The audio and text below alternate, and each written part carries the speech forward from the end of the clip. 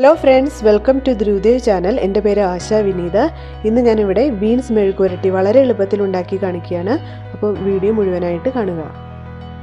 അധികം മൂക്കാത്ത ബീൻസ് വാങ്ങാൻ ശ്രമിക്കണം കേട്ടോ.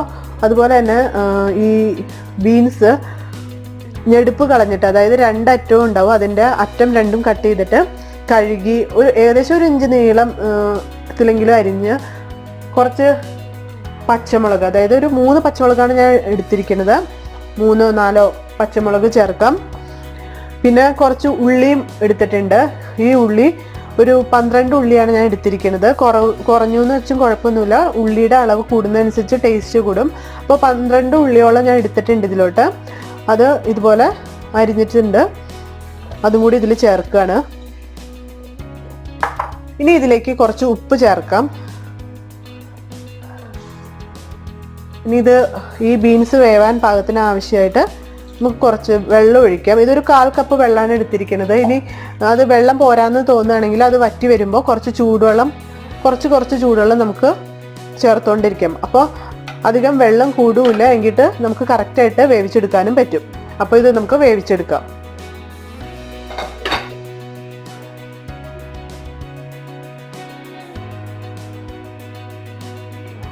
ആദ്യം ഇത് മീഡിയം ഫ്ലെയിമിലിട്ടിട്ടും പിന്നെ ഇതൊന്ന് തിളച്ച് വരുമ്പോൾ തീ കുറച്ചിട്ട് ലോ ഫ്ലെയിമിൽ ഇട്ടിട്ട് അങ്ങനെ വേവിച്ചെടുക്കാം കേട്ടോ. ബീൻസ് നന്നായിട്ട് വെള്ളമൊക്കെ വറ്റിയിട്ടുണ്ട്. ഇനി നമുക്കിത് മെഴുക്ക് പുരട്ടണം. വെന്തോന്നറിയാൻ നമുക്കിത് ഇതുപോലെ ഒന്ന് എടുത്ത് നോക്കിയാൽ മതി. കണ്ടില്ലേ, ഇത് നന്നായിട്ട് വെന്തിട്ടുണ്ട്. അപ്പോൾ ഒന്ന് ടേസ്റ്റ് ചെയ്ത് നോക്കിയാൽ അതിന് പാകത്തിന് ഉപ്പുണ്ടോയെന്ന് അറിയാനും പറ്റും. ഇനി നമുക്കിത് മെഴുക്ക് പുരട്ടാം കേട്ടോ. ഒരു ചീനിച്ചട്ടി അടുപ്പത്ത് വെച്ചിട്ടുണ്ട്. അതിലോട്ട് കുറച്ച് വെളിച്ചെണ്ണ ഞാൻ ഒഴിച്ചിട്ടുണ്ട്. എണ്ണ ചൂടായ ശേഷം നമുക്ക് കുറച്ച് കടുക് ഇടാം. ചില സ്ഥലത്ത് മെഴുക്ക് പുരട്ടിയിൽ കടുകൊന്നും ഇടില്ല കേട്ടോ. എൻ്റെയൊക്കെ നാട്ടില് ചില സ്ഥലത്ത് മാത്രം കടുക് ഇട്ട് മെഴുക്ക് പുരട്ടി ഉണ്ടാക്കും, ചില സ്ഥലത്ത് ഉണ്ടാക്കില്ല. അപ്പോൾ താല്പര്യമുള്ളവർക്ക് കടുക് ചേർക്കാം. എനിക്ക് ടേസ്റ്റ് കുറച്ച് കൂടുതൽ തോന്നുന്നത് കടുക് പൊട്ടിക്കുമ്പോഴാണ്, അതുകൊണ്ടാണ് ഞാൻ ചേർത്തിരിക്കുന്നത്. അല്ലാത്തവർ ജസ്റ്റ് വെളിച്ചെണ്ണ ഇങ്ങനെ ചൂടാക്കുക. അതിനുശേഷം നമ്മൾ വേവിച്ച് വെച്ചിരിക്കുന്ന ഈ ബീൻസ് കഷ്ണങ്ങൾ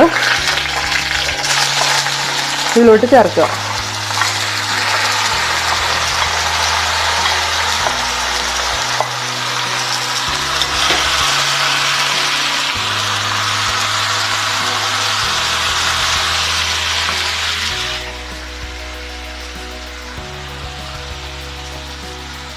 വെളിച്ചെണ്ണ ചേർക്കുമ്പോഴോ അല്ലെങ്കിലോ ഇതുപോലെ കറിവേപ്പില കൂടി കുറച്ച് വിതരണം കേട്ടോ.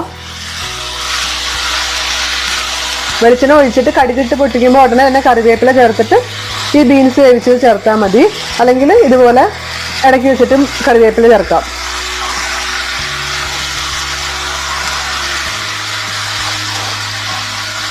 അപ്പോൾ ഇത് കുറച്ചും കൂടി അതിലുള്ള വെള്ളമൊക്കെ വറ്റി കുറച്ചൊന്ന് മെഴുക്കൊക്കെ നന്നായിട്ട് അതിൻ്റെ ഉള്ളിലായിട്ട് ഇത് ഡ്രൈ ആയി കിട്ടണം. അതിനായിട്ട് നമുക്ക് ഹൈ ഫ്ലെയിമിലിട്ട് തന്നെ ഇതൊന്ന് അതിലുള്ള കുറച്ച് വെള്ളം വറ്റിച്ചെടുക്കാം. ഈ ബീൻസ് മെഴുക്കുവരട്ടി പല തരത്തിൽ ഉണ്ടാക്കാം. ആദ്യം ഇതുപോലെ ഉള്ളി ചേർക്കാതെ ബീൻസും പച്ചമുളകും മാത്രം ഇട്ട് വേവിച്ചിട്ട് ഉണ്ടാക്കാം. എന്നിട്ട് ഈ വെളിച്ചെണ്ണ ചേർക്കുമ്പോൾ അതിലോട്ടിട്ട് ഉള്ളി വഴറ്റിയ ശേഷം ബീൻസ് വേവിച്ചത് ചേർക്കാം. അങ്ങനെ പല തരത്തിൽ മെഴുക്കുവരട്ടി ഉണ്ടാക്കാം കേട്ടോ. ഓരോന്നും ഞാൻ ഓരോരോ വീഡിയോയിൽ ഉൾപ്പെടുത്താൻ ശ്രമിക്കാം.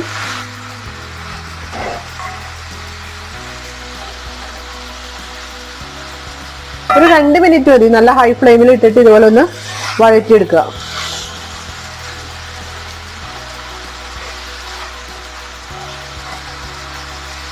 അതാ ഞാൻ കുറച്ച് വെള്ളം വെച്ചാൽ മതി എന്ന് പറഞ്ഞത്. കാരണം അധികം വെള്ളം വെച്ചിട്ടുണ്ടെങ്കിൽ ഇത് വെന്ത് കൊഴിയും. മറ്റേത് നമ്മൾ കുറച്ച് വെള്ളം വെച്ച് വേവിച്ച് കഴിഞ്ഞിട്ടുണ്ടെങ്കിൽ നമുക്ക് അറിയാൻ പറ്റും എത്ര വെള്ളം ഇനിയും കൂടി വേവേണ്ടത്, എത്രത്തോളം വെള്ളം വേണ്ടി വരും. വെന്ത് കുഴയാതെ നമ്മൾ വേവിച്ചെടുക്കാൻ പറ്റും നമുക്ക്. ഇത് ചിലർ പ്രഷർ കുക്കറിൽ ഇട്ടിട്ട് വേവിക്കുന്നതും ഉണ്ട്. അതാവുമ്പോൾ ഒരു വിസില് കുറച്ച് വെള്ളം ഒഴിച്ചിട്ട് ഒരു വിസില് അടുപ്പിച്ചാൽ മതി. എന്നിട്ട് ഇതുപോലെ മെഴുക്ക് പുരട്ടിയാൽ മതി കേട്ടോ. അത് വളരെ എളുപ്പമാണ്. അത് നമുക്ക് ഒട്ടും സമയമില്ലാത്തവർ അങ്ങനെ ചെയ്താൽ മതി.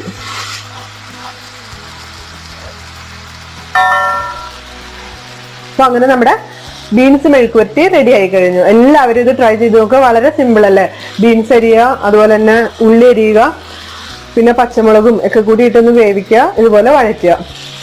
ഞാൻ എന്നും പറയണ പോലെ തന്നെ പറയാണ്, ഈ വഴറ്റിയിട്ട് ഉടനെ തന്നെ നിങ്ങൾ വേറെ പാത്രത്തിലോട്ട് മാറ്റരുത്. കുറച്ച് നേരം ആ പാത്രത്തിന്റെ ചൂട് കൊണ്ട് അത് ഒന്നും കൂടി ഡ്രൈ ആയി കിട്ടും. അപ്പോൾ നിങ്ങൾ അതുവരെ വെയിറ്റ് ചെയ്യുക. അത് നന്നായിട്ട് അതൊന്ന് ആ പാത്രഭാഗം കൂടി ആവണം. അപ്പോൾ അതിന് വേണ്ടിയിട്ട് നിങ്ങൾ ആ പാത്രത്തിൽ തന്നെ ഇത് വച്ചേക്കുക. അതാണ് അതിൻ്റെ ഒരു ടേസ്റ്റ്. പ്രത്യേകിച്ച് ചീനച്ചട്ടിയിലാവുമ്പോൾ പാനിലേക്കാളും വളരെ ടേസ്റ്റ് ആയിരിക്കും ചീനച്ചട്ടിയിലൊക്കെ മെഴുക്കുവരട്ടി തോരനൊക്കെ ഉണ്ടാക്കുമ്പോൾ.